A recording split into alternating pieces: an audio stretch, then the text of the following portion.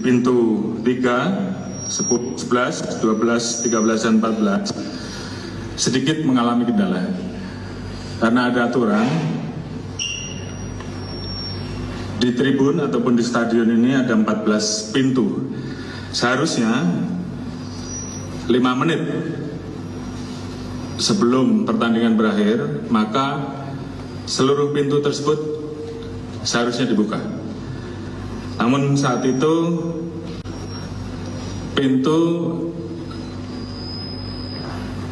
dibuka, namun tidak sepenuhnya, hanya berukuran kurang lebih 1,5 meter, dan para penjaga pintu atau steward tidak berada di tempat.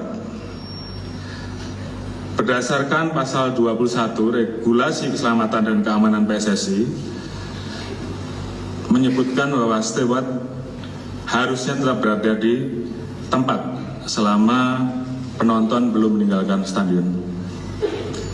Kemudian terdapat besi melintang setinggi kurang lebih 5 cm yang dapat mengakibatkan penonton atau supporter menjadi terhambat pada saat harus melewati pintu tersebut. Apalagi kalau pintu tersebut dilewati oleh jumlah penonton dalam jumlah banyak, sehingga kemudian terjadi desak-desakan yang mengakibatkan kemudian terjadi sumbatan di pintu-pintu tersebut hampir 20 menit.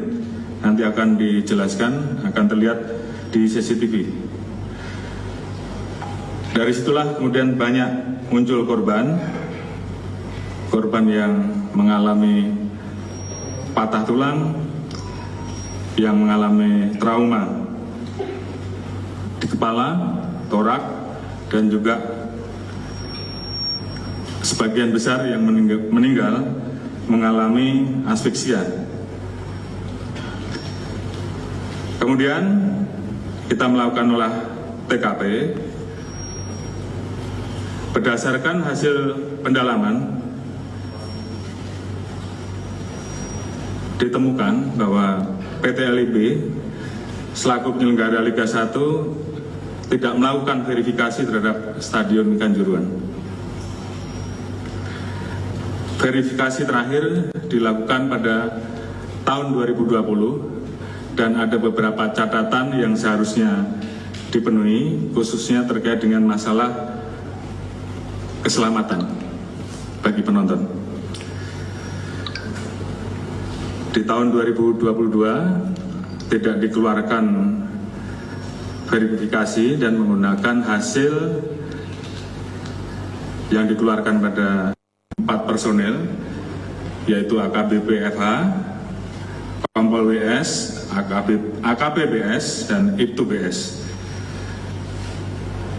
Perwira pengawas dan pengendali sebanyak 2 personel, yaitu AKBP AW dan AKPD. Kemudian atasan yang memerintahkan penembakan sebanyak 3 personel, AKPH, AKPUS, dan AIPTU-BP. Personel yang menembakkan gas air mata di dalam stadion 11 personel. Kemudian terkait dengan temuan tersebut, tentunya setelah ini akan segera dilaksanakan proses untuk pertanggungjawaban etik. Namun demikian, sekali lagi, tidak menutup kemungkinan jumlah ini masih bisa bertambah. Kemudian terkait dengan proses penyidikan, kita telah memeriksa 48 orang saksi, meliputi 26 orang personel Polri, 3 orang penyelenggara pertandingan, 8 orang steward, 6 saksi yang ada sekitar TKP, dan 5 orang korban. Dan saat ini kita juga terus melakukan pemeriksaan-pemeriksaan tambahan. Tadi pagi telah dilaksanakan gelar perkara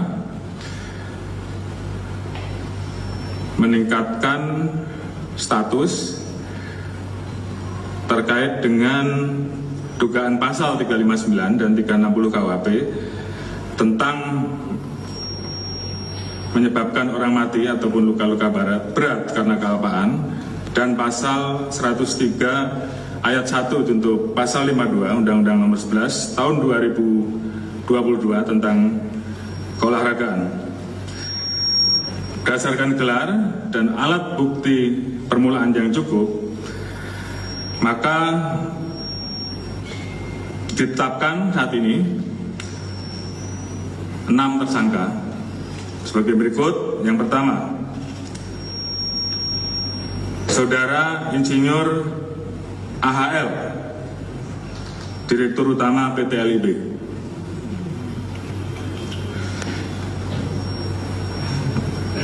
Di mana tadi sudah saya sampaikan, bertanggung jawab untuk memastikan setiap stadion memiliki sertifikasi layak fungsi. Namun pada saat menunjuk stadion LIB, persyaratan layak fungsinya belum dicukupi dan menggunakan hasil verifikasi tahun 2020. Saudara AH, Ketua Panitia Pelaksana Pertandingan. Pasal sangkaan sama, 359 KUHP dan 360. Dan juga pasal 103 junto pasal 52 Undang-Undang RI Nomor 11 Tahun 2022 tentang keolahragaan, di mana pelaksana dan koordinator penyelenggaraan pertandingan yang bertanggung jawab pada LIB. Di situ disebutkan di pasal 3, Panpel bertanggung jawab sepenuhnya terhadap kejadian. Ditemukan tidak membuat dokumen keselamatan dan keamanan bagi penonton stadion sehingga melanggar pasal 6 ayat 1 regulasi keselamatan dan keamanan. Panpel wajib membuat peraturan keselamatan dan keamanan atau panduan keselamatan dan keamanan. Kemudian mengabaikan permintaan dari pihak keamanan dengan kondisi dan kapasitas stadion yang ada, terjadi penjualan tiket over capacity yang seharusnya 38 penonton namun dijual sebesar 42.000. Kemudian yang ketiga, Saudara SS selaku security officer, pasal yang dilanggar sama 359 KUHP dan pasal 360 dan atau pasal 103 junto pasal 52 Undang-Undang RI Nomor 11 Tahun 2022 tentang keolahragaan, di mana tidak membuat dokumen penilaian risiko, bertanggung jawab terhadap dokumen penilaian risiko untuk semua pertandingan, dan juga memerintahkan steward untuk meninggalkan pintu gerbang pada saat terjadi insiden, di mana sebenarnya steward harus standby di pintu-pintu tersebut, sehingga kemudian pintu tersebut tentunya bisa dilakukan upaya untuk membuka semaksimal mungkin, karena ditinggal dalam kondisi pintu terbuka masih separuh, dan ini yang menyebabkan penonton berdesak-desakan. Kemudian Saudara Wahyu SS, Kabak Polres Malang, melanggar pasal 359 KUHP atau pasal 360 KUHP. Yang bersangkutan mengetahui terkait adanya aturan FIFA tentang larangan penggunaan gas air mata. Namun yang bersangkutan tidak mencegah atau melarang pemakaian gas air mata pada saat pengamanan. tidak melakukan pengecekan langsung terkait dengan kelengkapan yang dibawa oleh personil. Kemudian Saudara H dan ketiga Yon Brimopolda Jatim yang bersangkutan memerintahkan anggotanya untuk melakukan penembakan gas air mata. Saudara BSA Kasat Samapta Polres Malang, pidana sama pasal 359, pasal 360, yang bersangkutan juga memerintahkan anggotanya untuk melakukan penembakan gas air mata. Tentunya tim akan terus bekerja maksimal seperti yang saya sampaikan, bahwa kemungkinan penambahan pelaku, apakah itu pelaku pelanggar etik maupun pelaku yang akan kita tetapkan karena pelanggaran pidana, kemungkinan masih bisa bertambah dan tim terus bekerja. Dan kami tentunya akan betul-betul menyelesaikan kasus yang saat ini kita proses, khususnya yang pidana. Kami akan segera berkoordinasi dengan Kejaksaan Agung dan kejaksaan yang ada di wilayah Jawa Timur. Prosesnya bisa berjalan simultan. Selanjutnya tentunya kami juga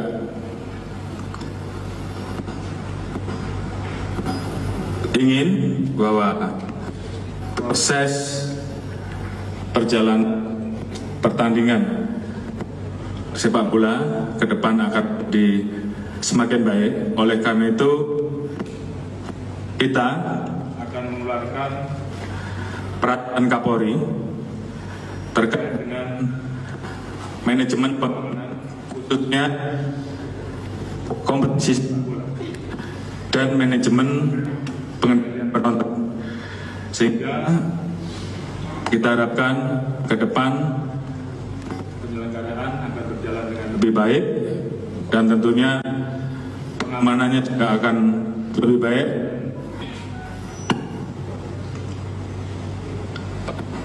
Dunia olahraga khususnya sepak bola akan bisa berjalan dengan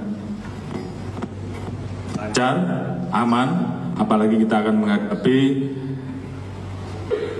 pegelaran, kita akan menjadi tuan rumah di tahun 2023. Tentunya kami juga akan berkoordinasi